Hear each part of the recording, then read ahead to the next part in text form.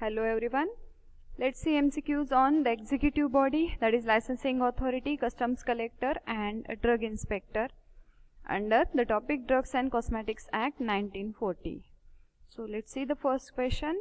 Who appoints an authority called licensing authority to issue license for import of drug? So जो भी पूरे देश में import करना है हमें बिजनेस में, तो उसके लिए जो हम लाइसेंस लेते हैं उस लाइसेंसिंग अथॉरिटी को कौन अपॉइंट करता है? सो इट इज रिस्ट्रिक्टेड और it is controlled by all over India level. So ये पूरे देश भर में कंट्रोल करती है. As it is the issue of import of drugs, it is appointed by the central government. अगर यही बात मैन्युफैक्चर, सेल या डिस्ट्रीब्यूशन के हो तो ये रिस्पेक्टिव स्टेट गवर्नमेंट अपने अपने राज्यों के लिए लाइसेंसिंग अथॉरिटी अपॉइंट करेगी और ये लाइसेंसिंग अथॉरिटी अपने अपने राज्य में जो भी रिक्वायरमेंट है, जो भी नेसेसरी है, वो फॉर्मेलिटीज कंप्लीट करके लाइसेंस इशू या ग्रांट करेगी. So for import of drugs the licensing authority is appointed by central government. And maybe a second question, who appoints licensing authority to issue license for a manufacture, distribution and sale of drugs or cosmetics for a specified area? Specified area means, for example, specific state. So that's respected state government is appointing the licensing authority. And if it is the import of drug, then the central government is appointing the licensing authority. And next question is, the qualification required for licensing authority is graduation and not less than how many years of experience in manufacture or testing of drugs? So कितने साल का experience चाहिए? 5 साल का. Let me clear one thing. Whatever the eligibility or qualification required for licensing authority, it is same for controlling authority as well as customs collector. तो सभी के लिए ये सेम है. आपके पास डिग्री होनी चाहिए और कम से कम 5 साल का एक्सपीरियंस इन मैन्युफैक्चर और टेस्टिंग ऑफ ड्रग्स या कॉस्मेटिक्स होना चाहिए. Next question, identify the correct statement. The licensing authorities have the power to. Licensing authority के पास क्या अधिकार रहते हैं? Issue licence, yes they are for issue. Refuse licence, if you are not following rules regulation they can refuse. Suspend licence, yes if you are going wrong, committing offense, then they can suspend. That means all of the above. Next question, the qualification required for controlling authority is graduation and not less than how many years experience in manufacture or testing of drugs? It is same, just now I told. Controlling authority, licensing authority और customs collector के लिए same है 5 साल और graduation. Academic qualification shall not apply to inspector appointed on the date of commencement of Drug and Cosmetic Act. ये जो हमने अभी qualification की बात की, ये किसे applicable नहीं है? Inspector appointed on the date of commencement of drug and cosmetic act. इसमें से क्या? तो इसमें से ये 9th अमेंडमेंट रूल्स 89 है. इससे पहले अगर कोई इंस्पेक्टर अपॉइंट किए गए हो तो ये जो एकेडमिक क्वालिफिकेशन है इनके लिए एप्लीकेबल नहीं है. इसके बाद ये एप्लीकेबल हो जाएंगे. Who may detain any imported package which he suspects to contain any drug और cosmetic, import of which is prohibited. इसका मतलब ये किससे कनेक्टेड है? इंपोर्टेड पैकेज है, इंपोर्ट प्रोहिबिटेड है. ऐसे अगर कोई ड्रग्स या कॉस्मेटिक इंपोर्ट किए गए, अगर उसे लगता है कि ये कुछ गलत हो रहा है, इलीगल हो रहा है, तो ये डिटेन कर सकते हैं. मतलब ये कस्टडी में लेके इसकी छानबीन कर सकते हैं, पूछताछ कर सकते हैं. तो ये किसका काम है? लाइसेंसिंग अथॉरिटी का काम है लाइसेंस इशू करना या रिफ्यूज करना. कंट्रोलिंग अथॉरिटी का काम है ऑल ओवर इंडिया में जो भी लाइसेंस इशू किए गए हैं उन पर कंट्रोल करना, अमल करना या इन पर रेगुलेशन रखना. Customs collector are only related to the import and export. So it is the duty of customs collector. Customs collector reports to whom about any detention of drugs or cosmetics import of which is prohibited. अभी import export का बात है, ये port या airport पर या by road border पर ये डिटेंशन होगा. और अगर कोई ऑफेंस या ऑफेंस से रिलेटेड कोई चीज़ हो रही है तो ये कस्टम्स कलेक्टर किसे रिपोर्ट करेंगे? ऑब्वियसली डायरेक्टर ऑफ सीडीएल को क्या करना है? एनालिसिस और टेस्टिंग के बारे में है. लाइसेंसिंग और कंट्रोलिंग अथॉरिटी लाइसेंस की कंडीशंस फॉलो करने की इनकी जिम्मेदारी है. तो ये किसे रिपोर्ट करेंगे? Drug controller to the India. Next, drugs inspector shall be deemed to be public servant under section, drug inspector के अपॉइंटमेंट जो है ड्रग और कॉस्मेटिक के लिए वो सेक्शन है 21 of IPC, that is Indian penal code. हमने डेफिनेशन में भी देखा है, सेक्शन आता है 21 और आयुर्वेदिक सिद्धा यूनानी हो तो 33F सेक्शन आता है। Powers of the inspector appointed under drugs and cosmetic act are mentioned under which of the following section of act, कौन से सेक्शन में ये दिए गए, फिर एक बार 21। In relation to Ayurvedic Siddha or Unani drug, the inspector appointed by central or state government under section अभी हमने डिस्कस किया 33, इंस्पेक्टर है तो 33G और अगर एनालिस्ट है तो 33F. So this is the correct answer. In relation to any other, an inspector appointed by central or state government under section 21, any other क्या, drugs and cosmetic, drug और cosmetics. So any other drug और cosmetic के लिए inspector कौन से section के तहत appointed रहते हैं, 21 section. Drug inspector should have what financial interest in the import, manufacture और sale of drugs and cosmetics, no interest, maximum minimum का सवाल नहीं है, ऑप्टिमम तो आता ही नहीं है, no financial interest. Government servant है तो किसी भी प्राइवेट में कौन सा भी इंटरेस्ट नहीं होना चाहिए। For the purpose of inspection of the substances specified in schedule C, अगर आपको शेड्यूल सी के बारे में ड्रग इंस्पेक्टर होना है तो person appointed as should have not less than how many years experience in the manufacture और testing of schedule C substance. इस कैटेगरी के टेस्टिंग और मैन्युफैक्चर में कम से कम कितना एक्सपीरियंस चाहिए, तो ये है कम से कम 18 महीने, 1.5 ईयर इन शॉर्ट।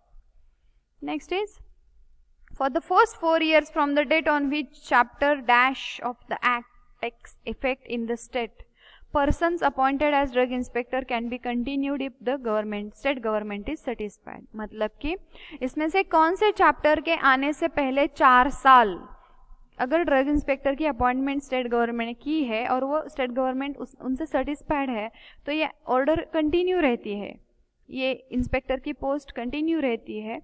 तो ये चैप्टर नंबर 4 जो कि manufacture of drugs, cosmetics, homeopathic, Ayurvedic, सिद्धा, यूनानी से संबंधित है। तो ये चैप्टर आने से पहले 4 साल अगर कोई ड्रग इंस्पेक्टर अपॉइंटेड है और गवर्नमेंट सेटिस्फाइड है तो ये कंटिन्यू रह सकते हैं। An inspector can what any premise where in any drug और cosmetic is being manufactured, sold at और distributed, can see, can inspect, can decorate, can destroy, destroy करने के लिए नहीं बने हैं, डेकोरेट करना ये इनका काम नहीं है। हाँ, ये इंस्पेक्ट कर सकते हैं, सिर्फ देखने से नहीं होगा, इंस्पेक्शन करना होगा, तो that is the correct answer.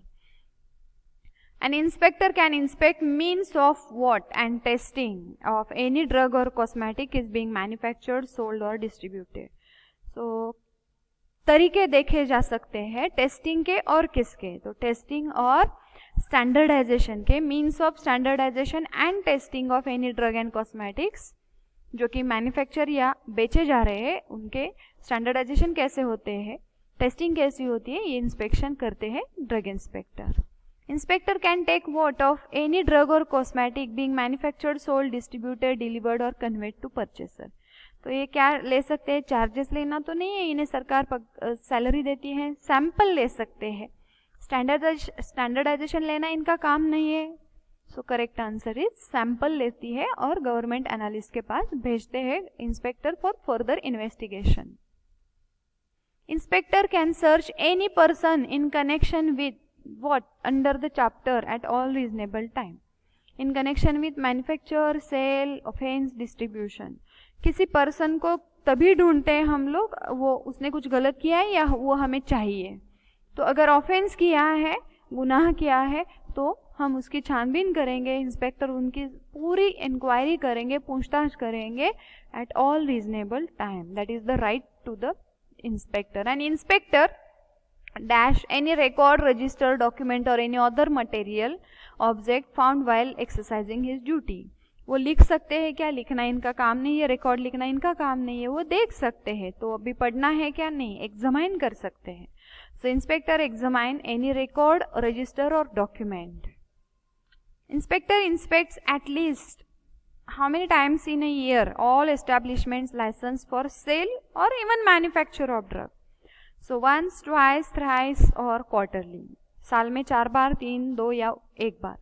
सो ये कंडीशन है, कम से कम साल में 2 बार विजिट देनी है, इंस्पेक्शन करना है, सेल हो या फिर मैन्युफैक्चर हो, कहीं भी हो, ट्वाइस इन अ ईयर ये इंस्पेक्ट करना होता है इन्हें।